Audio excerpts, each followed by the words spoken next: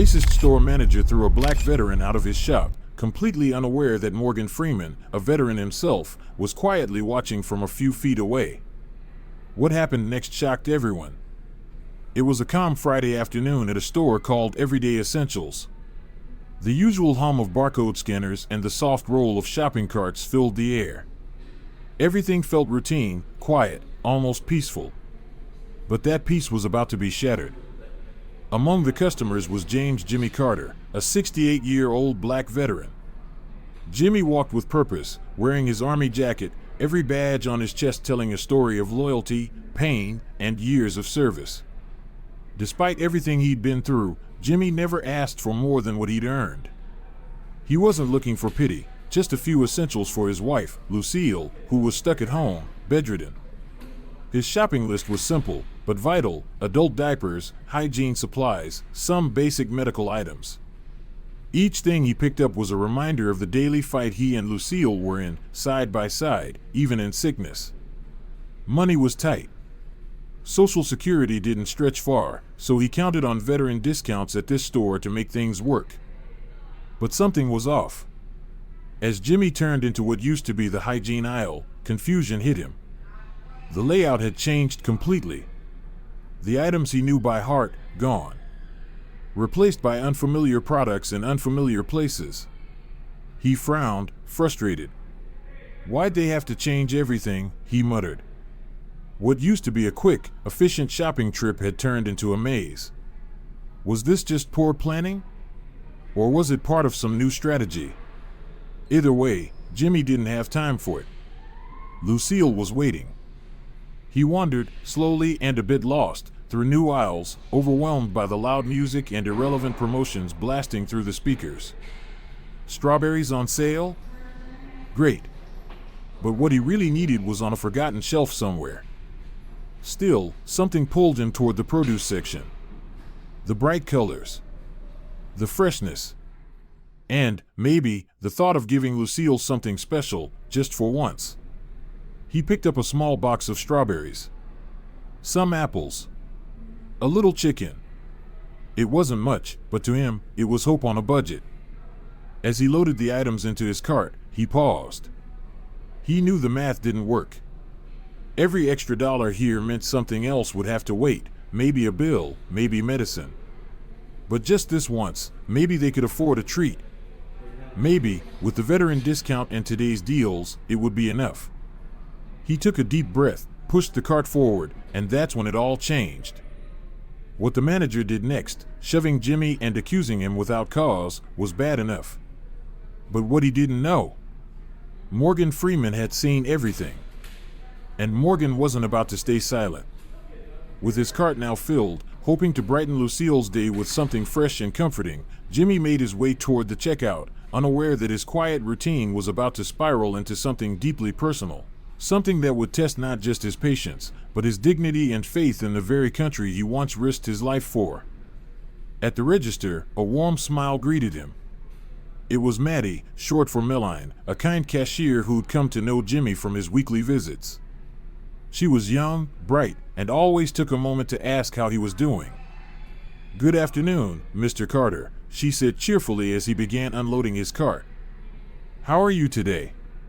And how's Lucille holding up?" Jimmy's face softened. "Afternoon, Maddie. I'm all right, thank you. Lucille's hanging in there.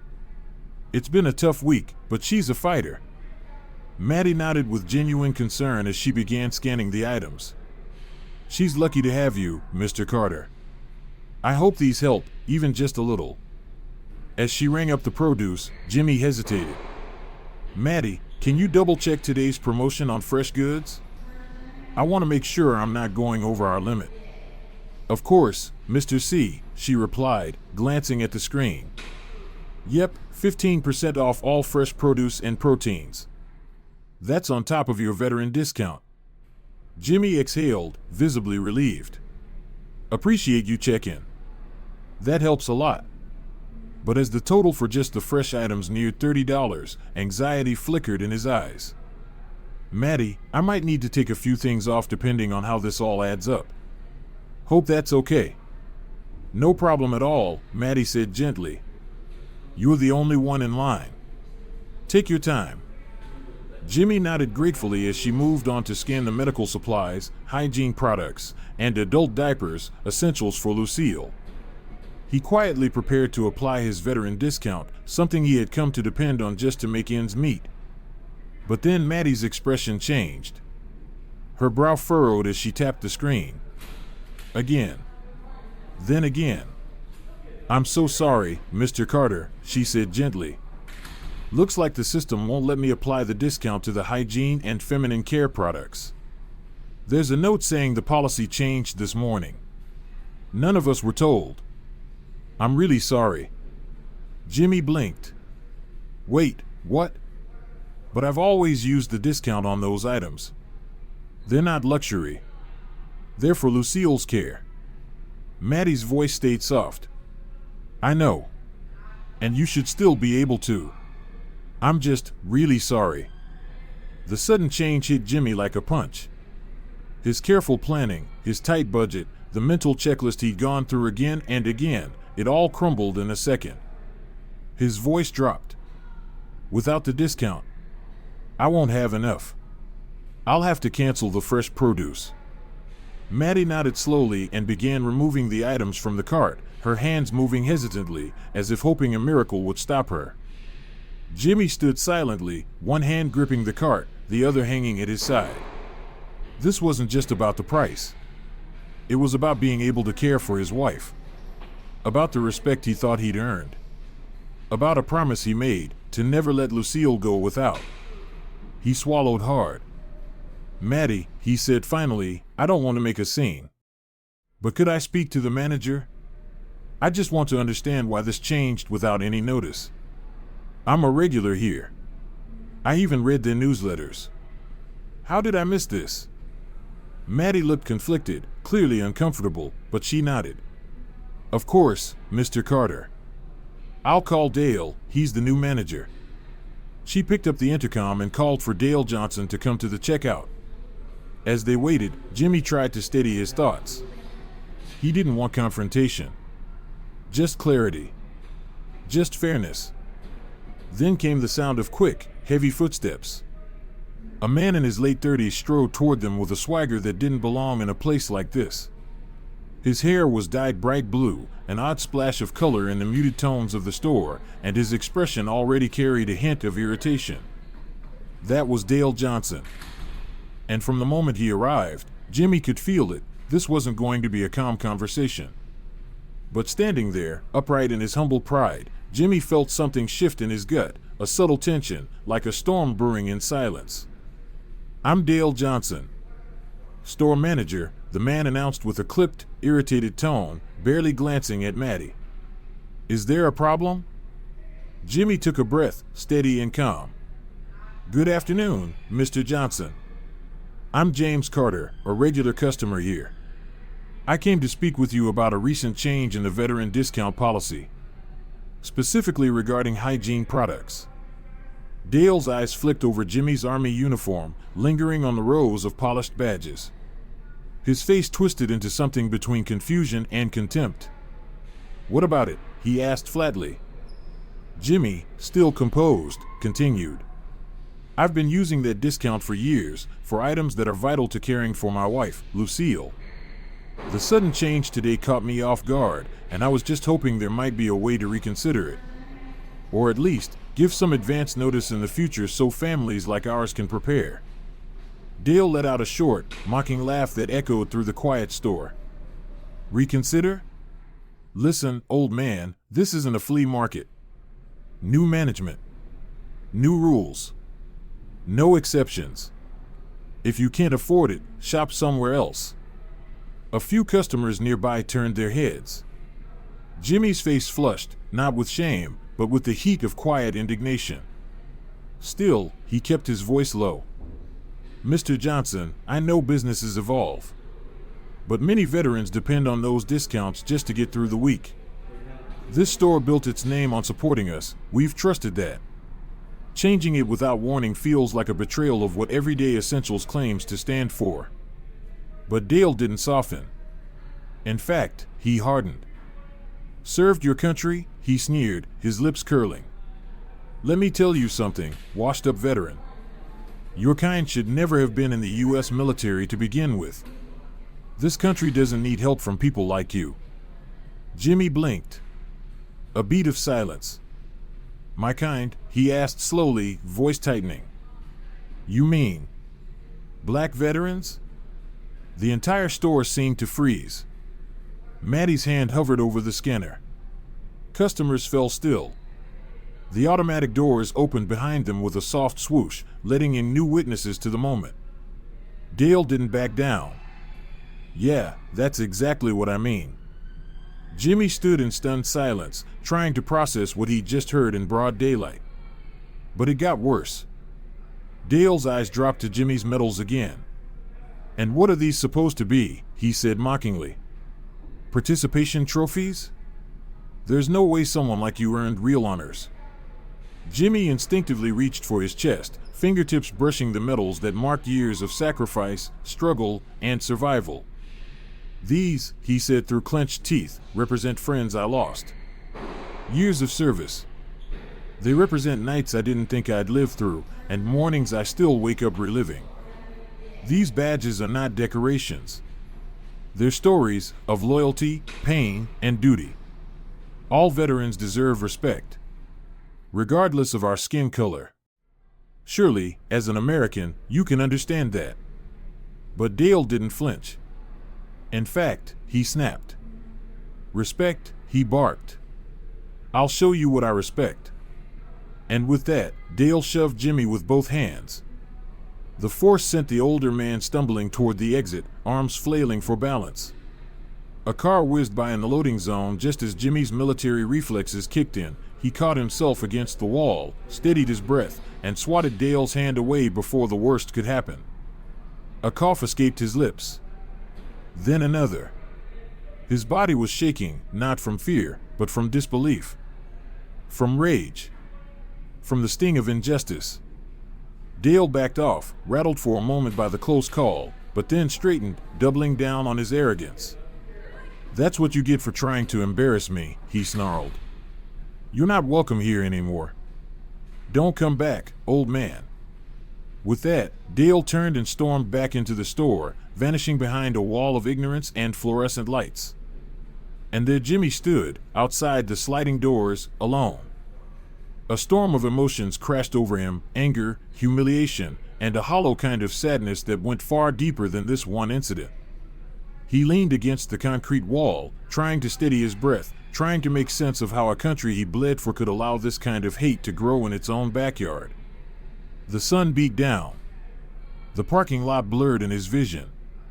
And behind him, unknown to Dale, Morgan Freeman had seen everything. Jimmy steadied himself against the wall, his military training kicking in, not in aggression, but in focus. In clarity. He tried to make sense of it all. How could someone like Dale, who had never known war, never known what it meant to risk everything for a flag, carry so much hatred in his heart for a man who had served that very flag? Times may change, Jimmy murmured, but some battles never end. A sudden car horn jolted him back to reality. He glanced at his watch, and panic set in. Over 2 hours had passed. Lucille. She was still home, alone.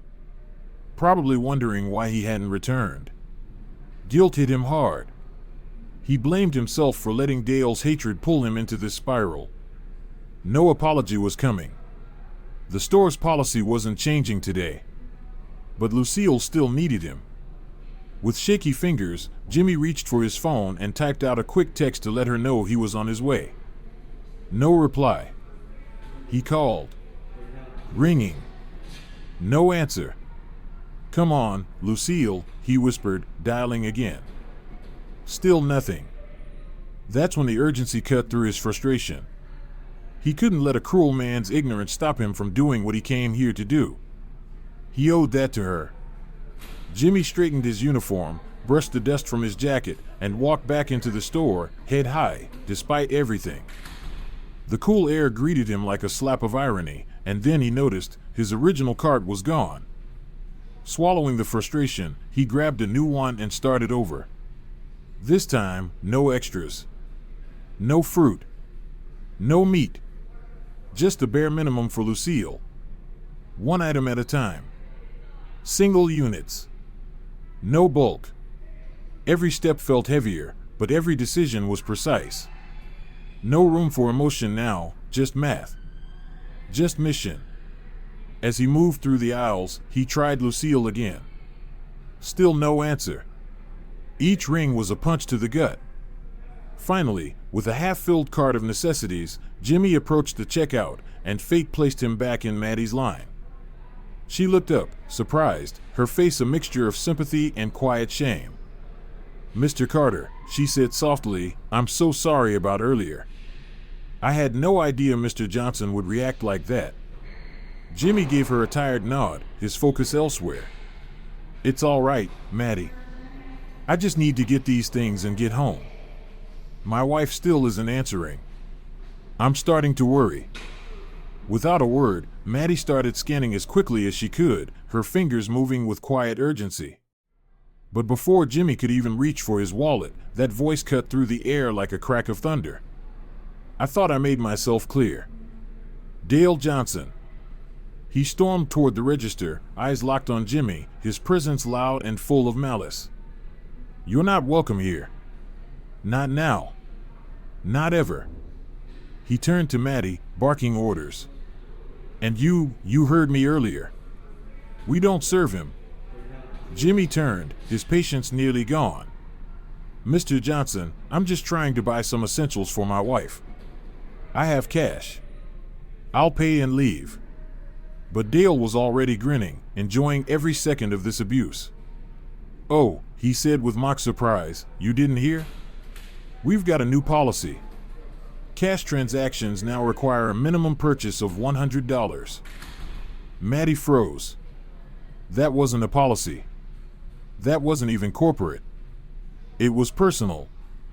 A petty rule invented on the spot to humiliate a man who had bled for the country Dale mocked with every word. Jimmy looked from Dale to Maddie, who stared, wide-eyed, just as stunned as he was. That's when Jimmy understood. No medal. No uniform. No speech. Nothing would make Dale see him as worthy. With a heavy heart, Jimmy left the items on the belt and walked out, Dale's mocking laughter chasing him into the sunlight. Out in the parking lot, Jimmy didn't stop. He kept walking. Toward the bus stop. Toward nowhere. The weight of the day sat on his shoulders like sandbags, making every step feel heavier than the last. His mind raced with worry. How would he explain this to Lucille? How could he tell her he'd failed such a simple task? The sun bore down on him. Sweat trickled under his collar. But it wasn't the heat that hurt. It was the humiliation. The helplessness. Then, suddenly, a voice behind him cut through the silence.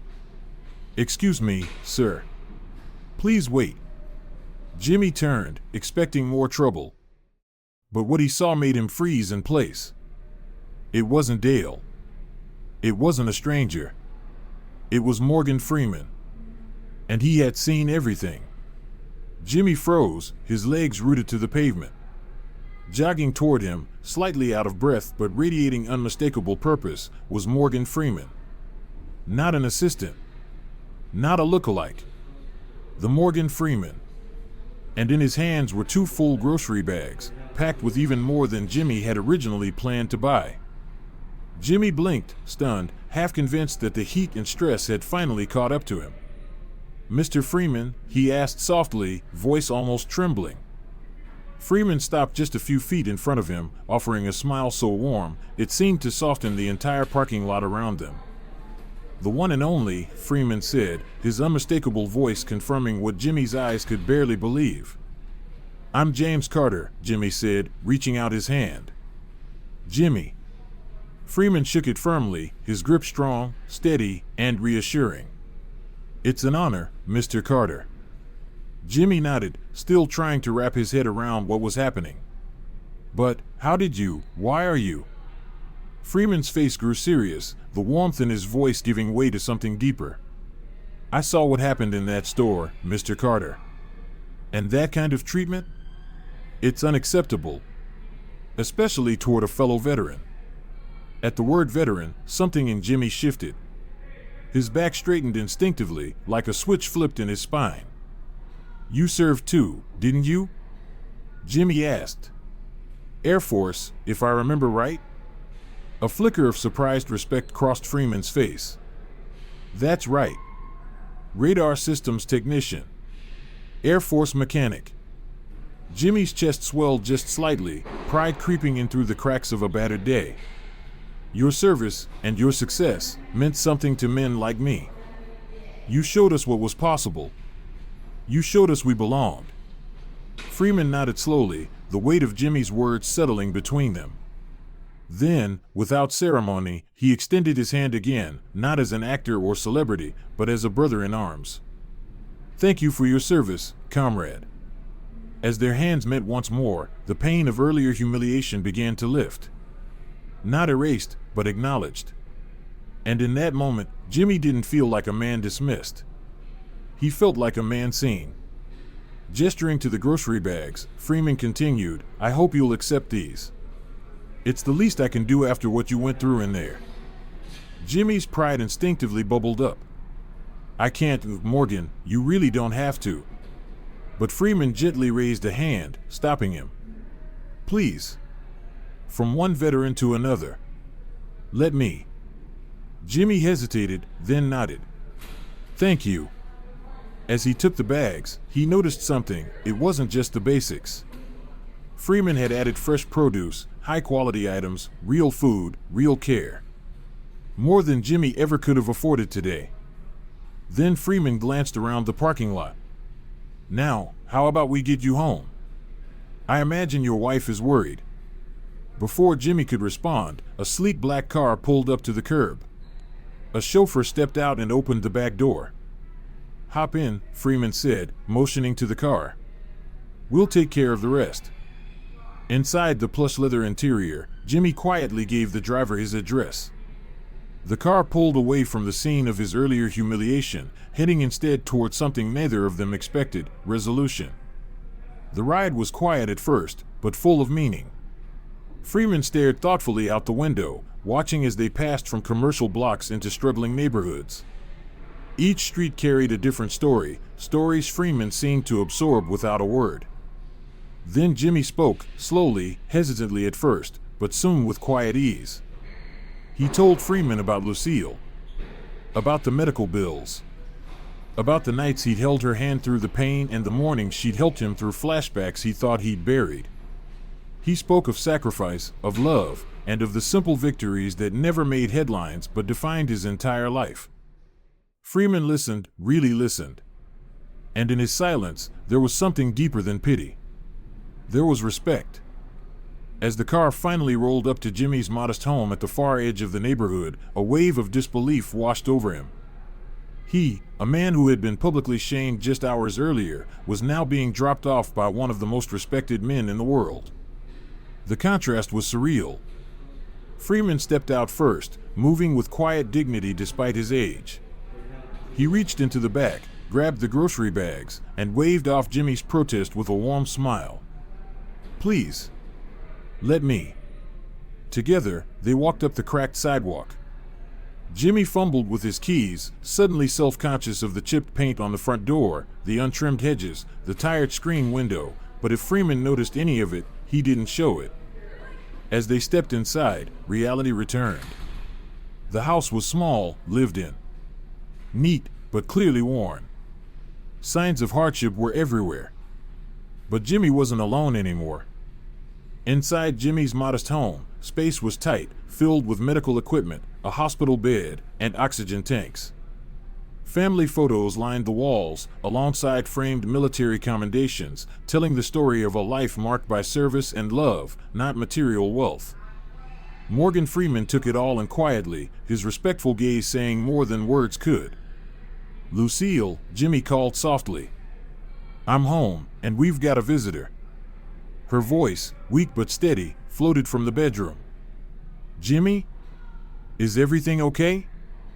When Freeman stepped into view, Lucille's eyes widened in disbelief. Mr. Freeman? What, Why are you here? Did my husband do something wrong? Jimmy smiled, taking her hand. No, sweetheart. Morgan helped me. He stood up for me when no one else did. As Jimmy explained what had happened at the store, Freeman watched the couple closely, moved by their bond and resilience. When Lucille revealed she had multiple sclerosis and required constant care, Freeman listened with quiet empathy. Progressive MS is brutal, he said gently. It affects everything. I know the strain it puts on both of you. Jimmy admitted how hard it had been to keep up with the physical, emotional, and financial weight of caregiving. Lucille squeezed his hand, reassuring him. I need you by my side. That's what matters most. Freeman eventually stood, apologizing that he had to leave. But before he walked out, he turned to Jimmy and said, "Thank you for your service. I'll take care of the rest." The words puzzled Jimmy, but he let them sit. Later, Jimmy remembered he had forgotten to buy the cushion Lucille needed to prevent bed sores. He reassured her he would check a nearby medical store in the same complex, promising he wouldn't enter Dale's store unless absolutely necessary. At the first store, the cushion was out of stock. The clerk suggested checking everyday essentials. Reluctantly, Jimmy approached, only to find the parking lot packed with news vans and reporters.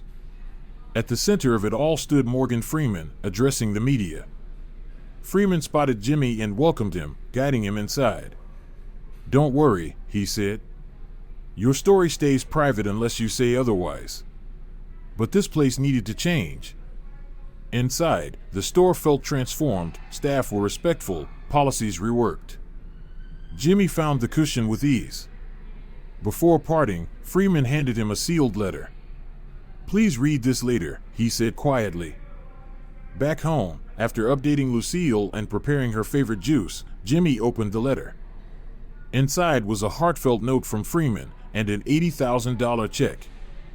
The letter acknowledged the failure of institutions to properly honor veterans and praised Jimmy for standing with quiet dignity in the face of injustice. Jimmy and Lucille sat in stunned silence, then joyful laughter.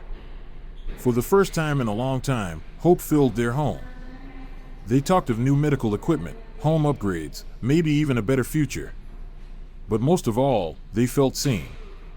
While media outlets began sharing the anonymous story of a veteran's quiet stand and a celebrity's powerful response, Jimmy and Lucille held hands, knowing the real victory wasn't just in policy changes, it was in being reminded they mattered. Because sometimes, the biggest battles are fought not overseas, but right here at home, with kindness, courage, and the unshakable belief in doing what's right.